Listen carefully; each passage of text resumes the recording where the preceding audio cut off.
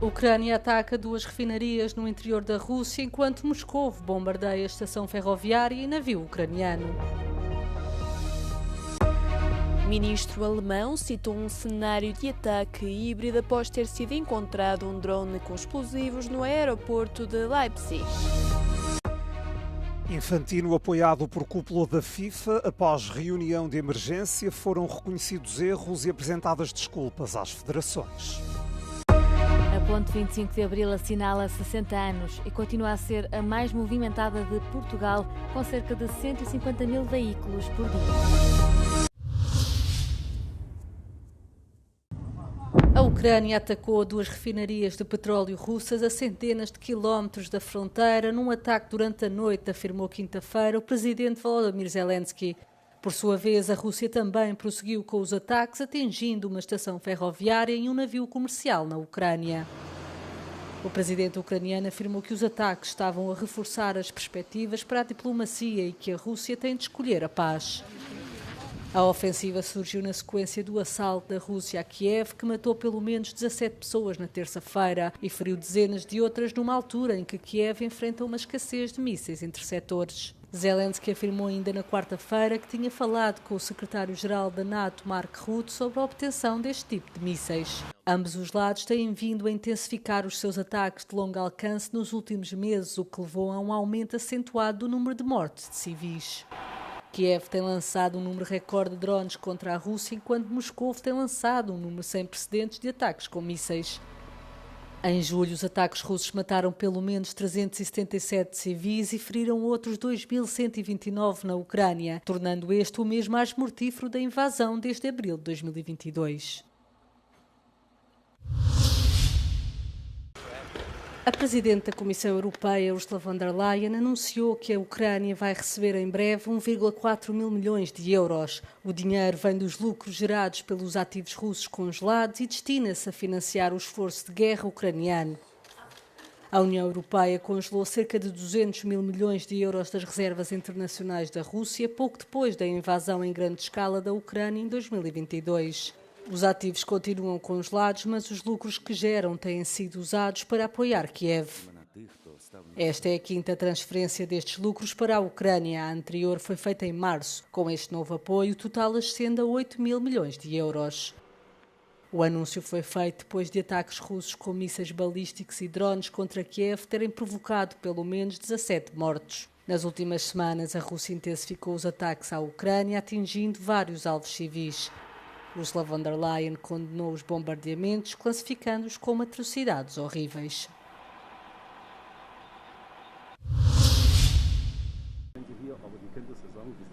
Depois de ter sido encontrado um drone equipado com explosivos no aeroporto de Leipzig, o ministro do Interior da Alemanha fez referência a um cenário de ataque híbrido. Segundo informações da comunicação social, o aparelho que colocou as autoridades em alerta máximo na madrugada de quarta-feira estava equipado com uma mistura altamente explosiva. Após uma reunião com as entidades responsáveis pela investigação, o governante deixou claro que este caso difere de outros incidentes anteriores com drones. Drohnensichtungen, Drohnenbedrohungen, auch im hybriden Zusammenhang.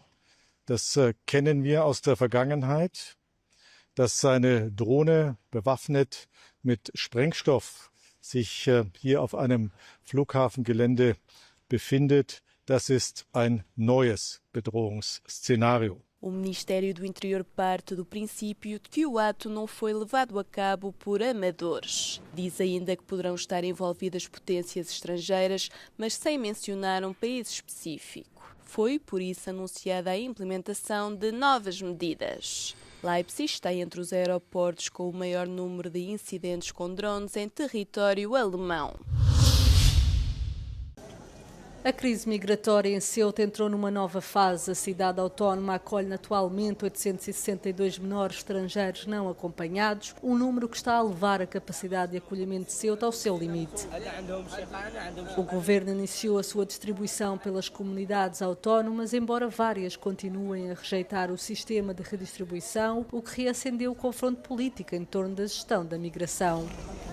Enquanto o debate prossegue, os menores relatam graves carências nos centros de acolhimento, incluindo falta de água, higiene e recursos básicos. الوساخ العفان ما عندناش الطواليت موسخه كيدخل ليها بزاف الناس حيت ما كتكفاش ما كانت عندنا واحد البلاصه فيها الماء وداك الشيء سدوها لنا البوليس يعني ما بقاتش صافي ما بقيناش كندخلوا ليها وانا اتجهت لهاد البلاصه يعني هاد السبته على اساس نغير المستقبل ديالي ونغير الحياه ديالي حيت كنت في المغرب كنت كنخدم ما الشهريه ديالي ما كتقادنيش. O extremo fluxo de migrantes também resultou em dezenas de mortes e colocou à prova tanto a capacidade de acolhimento de Ceuta como o debate político nacional. Embora o governo espanhol defenda que a distribuição é uma obrigação legal, as divergências entre os vários governos regionais ameaçam atrasar o processo.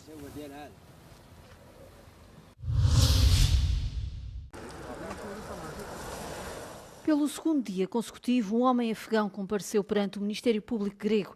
É suspeito de matar a escocesa Elizabeth Jane Ross, encontrada dentro de uma mala em Atenas. Um caso que está a ser seguido com muita atenção na Grécia e no mundo humanitário. O suspeito, de 26 anos, foi formalmente acusado de homicídio doloso, roubo e porte ilegal de arma de fogo, mas nega tudo.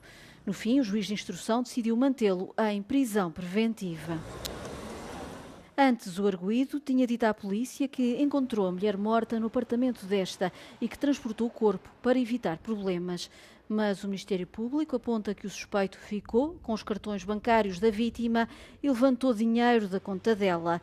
Também mandou mensagens aos familiares da mulher para impedir que a procurassem na Grécia. A mulher do suspeito, de nacionalidade norte-americana, está a colaborar com as autoridades. Aliás, foi ela própria que contactou a polícia depois de considerar o comportamento do marido suspeito. Os dois conheceram-se na Grécia em atividades de voluntariado junto dos refugiados e acabaram por fundar uma organização humanitária. Foi através dessa organização que conheceram a vítima. O presidente da FIFA, Gianni Infantino, permanece no cargo depois de ter recebido o apoio da cúpula do organismo numa reunião de emergência em Rabat. As conversações de alto nível seguiram-se a uma forte reação internacional contra a intenção de Infantino de vender parte dos direitos comerciais do Mundial, projeto, entretanto, retirado. No comunicado emitido após a reunião, a FIFA reconhece que foram cometidos erros, confirma que foram enviadas cartas com um pedido de desculpas às federações-membro e reafirma que o plano de investimento privado foi abandonado. Será agora feita uma auditoria e produzido um relatório a apresentar ao Conselho da FIFA na próxima reunião ordinária deste organismo. Mas a oposição à liderança de Infantino continua a crescer. A UEFA já tinha ameaçado boicotar as principais competições organizadas pela FIFA. Além disso, as federações do país de Gales, da Sérvia e da Suécia retiraram formalmente o apoio à recandidatura de Infantino. Luís Figo, ex-jogador da seleção portuguesa, e o primeiro-ministro canadiano Mark Carney pediram publicamente a demissão do dirigente suíço. O jornal britânico The Times avançou que Infantino prometeu a Marrocos a final do Mundial de 2030 em troca de apoio eleitoral, notícia já desmentida pela FIFA. Hiroshima assinalou os 81 anos do lançamento da bomba atómica sobre a cidade por parte dos Estados Unidos. O autarca local criticou as grandes potências por travarem guerras e sublinhou que continuam a recorrer a ameaças nucleares. Pediu-lhes que deixem de justificar a posse deste tipo de armas como método de dissuasão.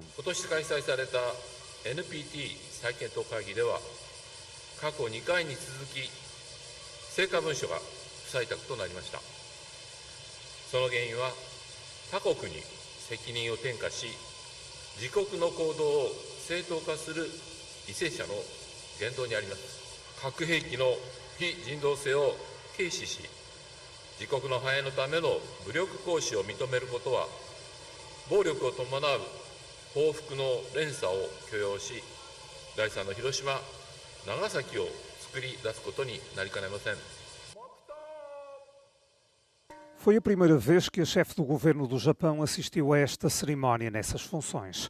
O ministro da Defesa já pediu um debate sem tabus. Cresce o receio de que o executivo possa flexibilizar os princípios antinucleares, apesar da narrativa oficial em sentido oposto. 我が国は非核三原則を堅持しており、唯一の戦争被爆国として核兵器のない世界の実現に向けた努力をたゆまず続けていく使命を担っています。O bombardeamento de Hiroshima, a 6 de agosto de 1945, destruiu a cidade e matou 140 mil pessoas. Uma segunda bomba, lançada 3 dias depois sobre Nagasaki, fez 70 mil vítimas mortais. A rendição do Japão, a 15 de agosto, pôs fim à Segunda Guerra Mundial e a quase meio século de agressão japonesa na Ásia. Inaugurada a 6 de agosto de 1966, a Ponte 25 de Abril assinala 60 anos. Considerada a maior obra pública realizada até então em Portugal, a travessia que liga Lisboa a Almada continua a ser a mais utilizada sobre o Tejo, com cerca de 150 mil veículos por dia. Construída durante o Estado Novo, a ponte destaca-se pelo vão principal de 1.013 metros, o maior da Europa, numa travessia que combina os dois tipos de circulação, rodoviária e ferroviária. Apesar das vantagens para a mobilidade, a construção implicou o desalojamento de milhares de moradores do Vale de Alcântara e desde a inauguração a portagem passou de 10 escudos para os atuais 2,25 €, gerando contestação. As Infraestruturas de Portugal garantem inspeção e manutenção permanentes da estrutura com um custo médio anual de 1,6 milhões de euros. Está ainda prevista uma nova travessia rodoferroviária entre Chelas e o Barreiro e uma ligação rodoviária entre Algés e a Trafaria.